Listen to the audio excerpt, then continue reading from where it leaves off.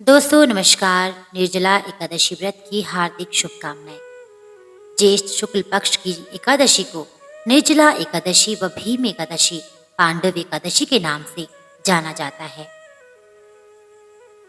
इस बार निर्जला एकादशी का व्रत उदयातिथि के हिसाब से 6 जून 2025 यानी आज के दिन शुक्रवार को रखा जा रहा है। निर्जला एकादशी व्रत से एक दिन पहले ही संयम नियम का पालन करना चाहिए और सात्विक भोजन करना चाहिए। यदि 2 दिन एकादशी पड़े तो पहले दिन की एकादशी के दिन भी तामसिक भोजन जैसे लहसुन, प्याज और चावल आदि का सेवन नहीं करना चाहिए। निर्जला एकादशी के दिन सुबह जल्दी उठकर स्नान आदि कर स्वच्छ कपड़े पहनने के बाद व्रत का संकल्प करना चाहिए। निर्जला एकादशी व्रत में किसी प्रकार का अन्न व जल ग्रहण नहीं किया जाता। यदि आप अस्वस्थ हैं और बिना कुछ खाए पिए व जल के बिना नहीं रह सकते तो आप दिन में फल फ्रूट, दूध इत्यादि ग्रहण कर सकते हैं। सबसे पहले घर के मंदिर में शुद्ध गाय के घी का दीप प्रज्वलित किया जाता है। भगवान विष्णु का गंगा जल से अभिषेक करने के बाद फल फूल और तुलसी पत्र चढ़ाए जाते हैं। भगवान को सात्विक चीजों का भोग तुलसी दल के साथ लगाया जाता है। इसके बाद आरती और निर्जला एकादशी व्रत कथा पढ़ी और सुनी जाती है। दोस्तों, निर्जला एकादशी व्रत का महत्व है, इससे जुड़ी एक पौराणिक कथा भी आज आप सुनेंगे। पौराणिक कथा है कि भीम की भूख अत्यंत तीव्र थी। वे भूखा नहीं रह सकते थे, इसके कारण कभी व्रत नहीं रखते थे। तब वेद व्यास जी ने उनको बताया था कि वर्ष में सिर्फ एक निर्जला एकादशी का व्रत रखने से सभी एकादशी व्रतों का पुण्य प्राप्त हो जाएगा। निर्जला एकादशी व्रत करने से मृत्यु के बाद मोक्ष की प्राप्ति होती है। निर्जला एकादशी व्रत विधि पूर्वक संपन्न करने से व्यक्ति के सभी पाप मिट जाते हैं और मृत्यु के बाद भगवान विष्णु की कृपा से वैकुंठ में स्थान मिलता है। इस दिन ज्यादा से ज्यादा भगवान के पवित्र नामों का जाप करना चाहिए। श्री गायत्री मंत्र का जाप, श्री रामचरितमानस पाठ, गीता का पाठ, हरे कृष्ण महामंत्र का जप, श्री विष्णु सहस्त्र नाम, अपने गुरु से प्रदत्त मंत्र का जप इत्यादि जहाँ तक संभव हो सके कम बोले, मौन धारण करें।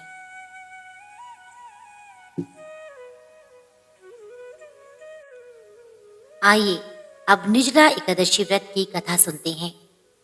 शौनक आदि 88,000 ऋषि मुनि बड़ी श्रद्धा से इन एकादशियों की कल्याणकारी व पाप नाशक रोचक कथाएं सुनकर आनंद मग्न हो रहे थे। अब सबने ज्येष्ठ माह के शुक्ल पक्ष की एकादशी की कथा सुनने की प्रार्थना की। तब सूत जी ने कहा, महर्षि व्यास से एक बार भीमसेन ने कहा, हे पितामह, भ्राता युधिष्ठिर, माता कुंती, द्रौपदी, अर्जुन, नकुल और सहदेव आदि एकादशी के दिन व्रत करते हैं और मुझे भी एकादशी के दिन अन्न खाने को मना करते हैं। मैं उनसे कहता हूँ कि भाई, मैं भक्ति पूर्वक भगवान की पूजा कर सकता हूँ, दान दे सकता हूँ, किंतु मैं भूखा नहीं रह सकता। इस पर महर्षि व्यास ने कहा, हे भीमसेन, वे सही कहते हैं। शास्त्रों में वर्णित है कि एकादशी के दिन अन्न नहीं खाना चाहिए। यदि तुम नरक को बुरा और स्वर्ग को अच्छा समझते हो तो प्रत्येक माह की दोनों एकादशियों को अन्न नहीं खाया करो। महर्षि व्यास की बात सुनकर भीमसेन ने कहा, हे पितामह, मैं आपसे पहले ही कह चुका हूँ कि मैं एक दिन तो क्या, एक समय भी भोजन किए बिना नहीं रह सकता। फिर मेरे लिए पूरे दिन उपवास करना असंभव है। मेरे पेट में अग्नि का वास है जो अधिक अन्न खाने पर ही शांत होती है। यदि मैं प्रयत्न करूं तो वर्ष में एक एकादशी का व्रत अवश्य कर सकता हूँ। अतः आप मुझे कोई ऐसा व्रत बतलाइए जिसके करने से मुझे स्वर्ग की प्राप्ति हो सके। भीमसेन की बात सुनकर व्यास जी ने कहा, हे पुत्र, बड़े बड़े ऋषि और महर्षियों ने बहुत से शास्त्र बनाए हैं। यदि कलयुग में मनुष्य उनका आचरण करे तो अवश्य ही मुक्ति को प्राप्त होता है। उनमें धन बहुत कम खर्च होता है। उनमें से जो पुराणों का सार है वह ये है कि मनुष्य को दोनों पक्षों की एकादशियों का व्रत करना चाहिए। इससे उन्हें स्वर्ग की प्राप्ति होती है।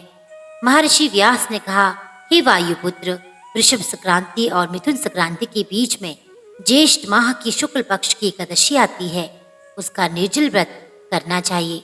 इस एकादशी के व्रत में स्नान और आचमन करते समय यदि मुख में जल चला जाए तो इसका कोई दोष नहीं, किंतु आचमन में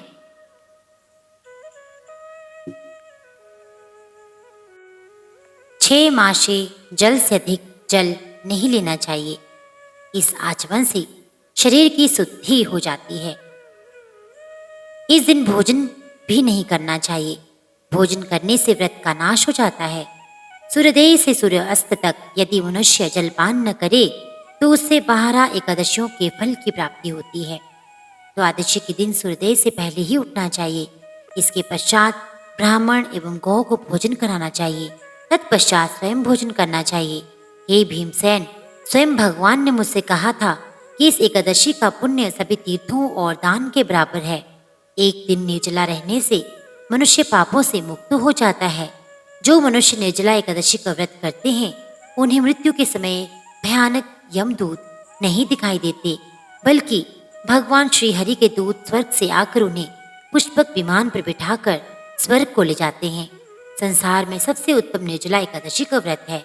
अतः यत्न पूर्वक इस एकादशी का व्रत निर्जल व्रत करना चाहिए।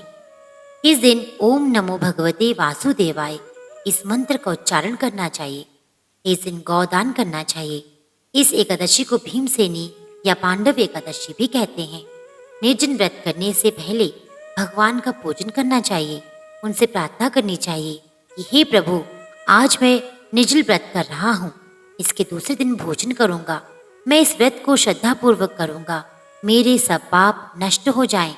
इस दिन जल से भरा हुआ घड़ा वस्त्र आदि से ढककर स्वर्ण सहित किसी सुपात्र को दान करना चाहिए।